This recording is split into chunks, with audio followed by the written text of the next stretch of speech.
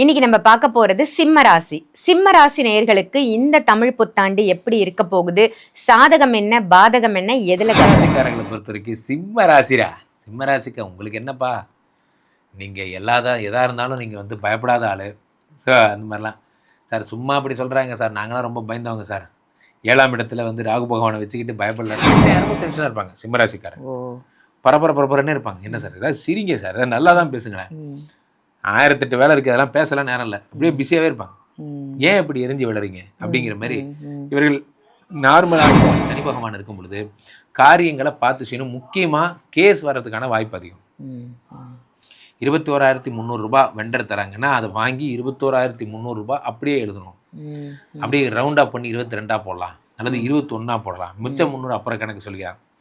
அப்புறம் நீங்க சொல்ல மாட்டீங்க, அப்புறம் சனி வந்து சொல்லுவார். ஸ்ரீமடம் உலகின் ஒரே விஸ்வரூப விஷ்ணு மாயா சாத்தன் மடம், ஜோதிட உலகின் சூப்பர் ஸ்டார் பிரம்மஸ்ரீ ராம்ஜி சுவாமிகள் அழைக்கிறார். ஸ்ரீமடம் வாங்க, சந்தோஷமா போங்க. ஆன்மீக பரிகார நேயர்கள் அனைவருக்கும் அன்பான வணக்கங்கள். இன்னைக்கு நம்ம யாரை சந்திக்க வந்திருக்கோம் அப்படின்னு பாத்தீங்கன்னா, அஸ்ட்ராலஜர், அகில உலக சூப்பர் ஸ்டார் அப்படின்னு மக்களால செல்லமா அழைக்கக்கூடிய நம்மளுடைய ராம்ஜி சுவாமிகளை தான் சந்திக்க வந்திருக்கோம். வணக்கம் சார். வணக்கம் மேடம். வணக்கம். எப்படி இருக்கீங்க? நல்லா இருக்கேன்.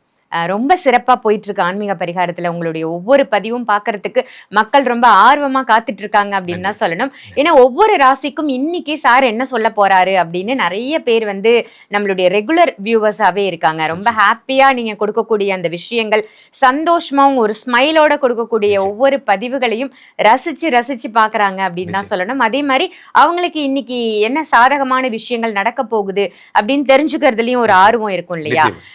இப்போ நம்ம பார்க்க போற டாபிக் வந்து சார், நிறைய விஷயங்கள் நம்ம பார்த்திருக்கோம்.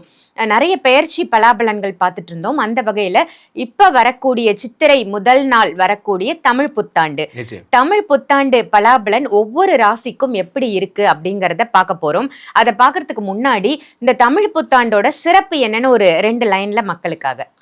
இந்த தமிழ் அனைவருக்கும் வணக்கம். பெரும்பாலும் நான் மேடத்திட்ட கூட கேட்டிருந்தேன், எப்போ நம்ம தினப்பலன் பேச போகிறோம் அப்படிங்கிறதெல்லாம். ஸோ வகையில் இந்த ஆன்மீக பரிகாரம் சேனலில் எனக்கு ஒரு பெரிய வாய்ப்பு கிடச்சிது. உங்களெல்லாம் சந்திக்க இறைவனுக்கு நன்றி தான் சொல்லணும்.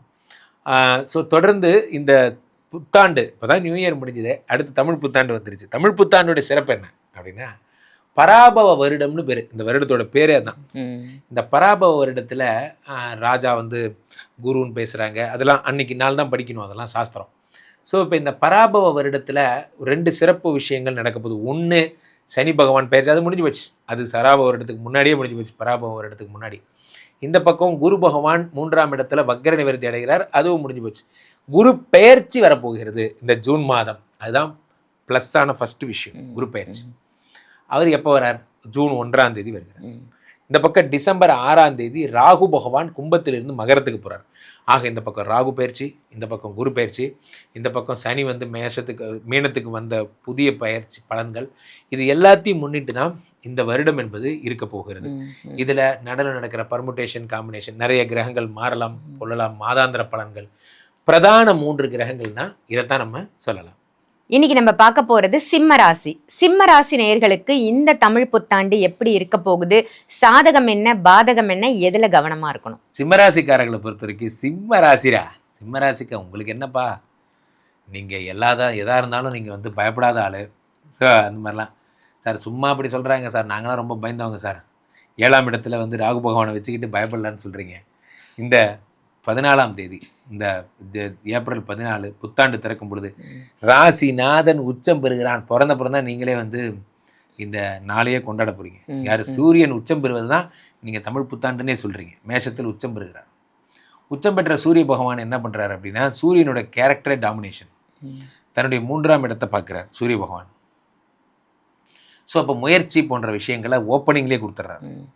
இப்போ இதில் என்ன ஒரு ஆச்சரியம் அப்படின்னா மேடம், 2 ப்ராப்ளத்தை இவங்க ஃபேஸ் பண்ண போகிறாங்க இந்த புத்தாண்டுக்கு அப்புறம். இந்த புத்தாண்டில் இவங்களுக்கு 2 ப்ராப்ளம் நம்பர் 1 அஷ்டம சனி.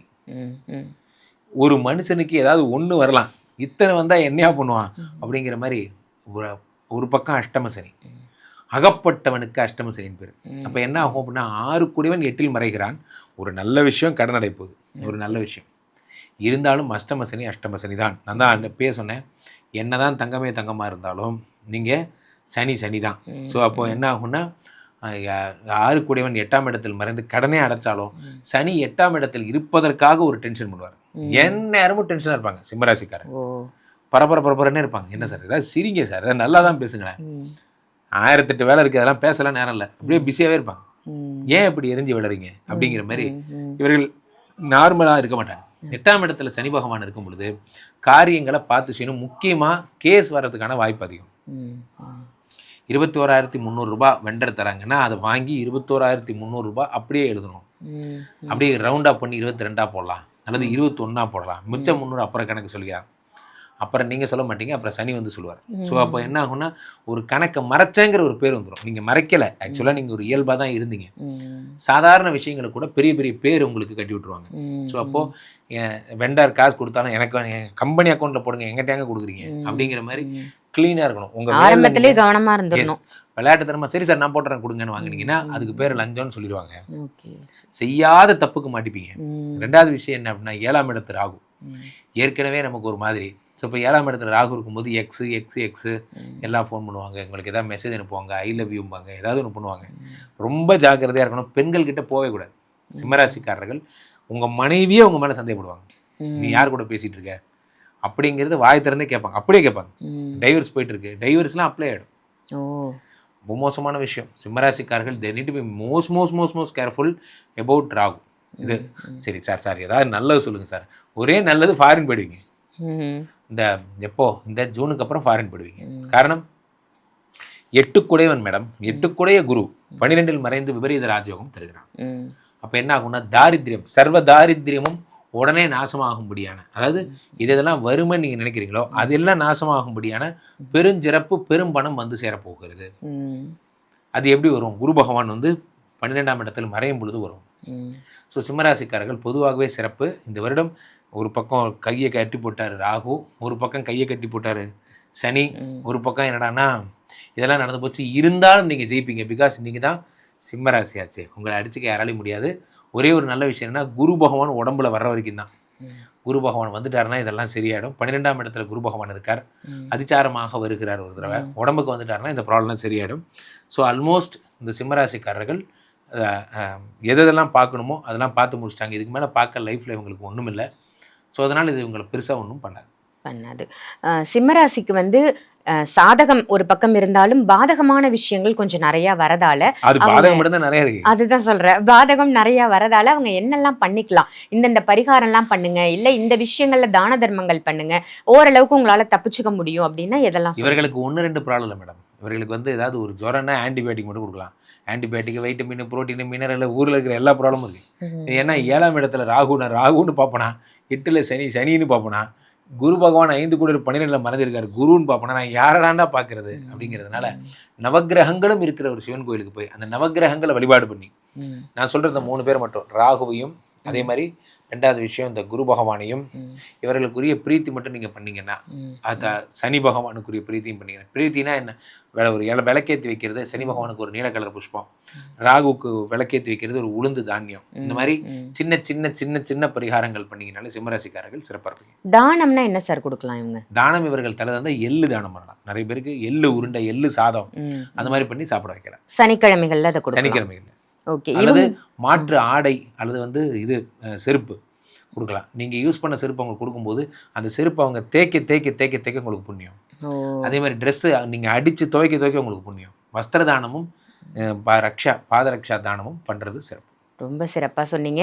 சிம்மராசி நேயர்களுக்கு நீங்கள் கொடுக்கக்கூடிய பர்சன்டேஜ் எவ்வளோ? பர்சன்டேஜ் முக்கியமாக 75 மார்க் தரலாம். ஏன்னா அதுக்கப்புறம் 7.5 சனி ஒரு பக்கம், ஒரு பக்கம் அஷ்டம சனி ஒரு பக்கம், 7ஆம் இடத்து ராகு ஒரு பக்கம், பாடாப்படுவீங்க. டிசம்பருக்கு அப்புறம் மற்ற பர்சன்டேஜ்லாம் பார்த்துக்கலாம். அது வரைக்கும் உங்களுக்கு இவ்வளோ இருந்தால் போகிறோம். டிசம்பர் வரைக்கும் 75 கொடுத்துருக்கீங்க.